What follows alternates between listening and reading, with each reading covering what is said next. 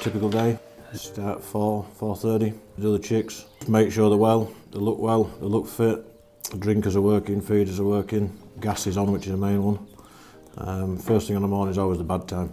So if something goes wrong, it goes wrong during the night with heaters or drinkers. So yeah, just basic observations, and you can tell a lot by how they sound and how they look. Peace of mind half the time, that you just keep checking and checking and checking.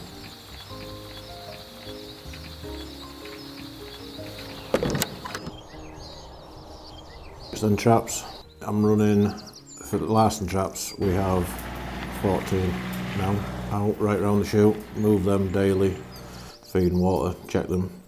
You're meant to check every 24 hours, but if I've got a chance I'll get around 2 or 3 times a day, just to, if they're full they need emptying, and if they're full they're not catching. Magpies and carrion crows, jackdaws, rooks, any legal species is what we're on. But with the Larson traps, if you do get non-target species, you can let them back out with no harm or anything.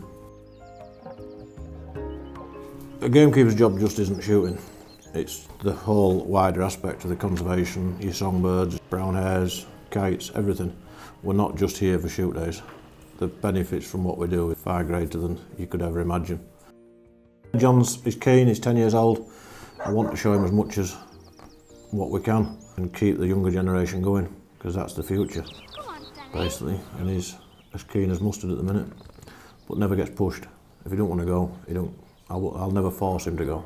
We've got to keep the future going. It's like I've seen a lot of things in my time, which is why we've got the foxhound pups and things like that for John to see, and kids. I loved educating kids.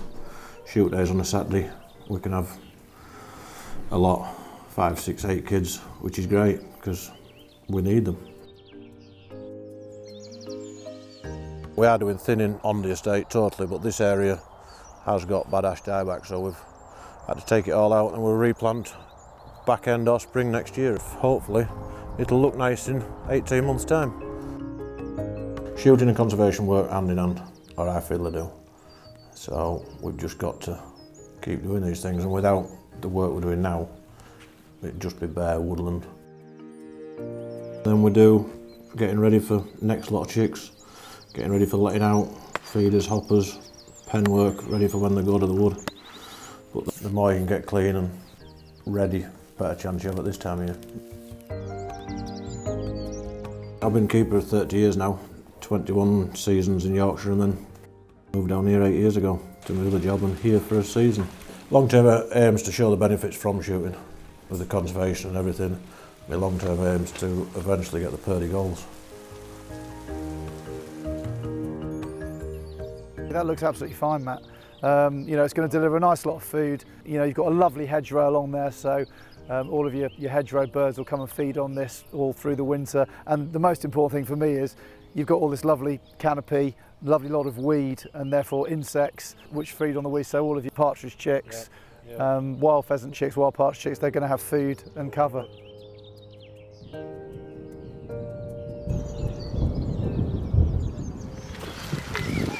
New birds are, first 24 hours can be stressful, but we've got to produce this time of year so we can produce on a shoot day. And if we don't get them now, then shoot days are hard work. So yeah, so hopefully everything will be alright. Got a good clean stock and you're 50% there. And then it's just, you're playing with nature, aren't you? Yeah, I get a bit twitchy this time of year. Partly I'm grumpy to live with. With chicks at the minute, my last check will be sort of 10:30, 11ish. As long as everything's alright, then I can go out again if need be. It's on the doorstep, so it's easier to be safe than sorry. It's a way of life, it's not a job. It is a way of life. And you just need good family behind you and friends and stuff to make it work.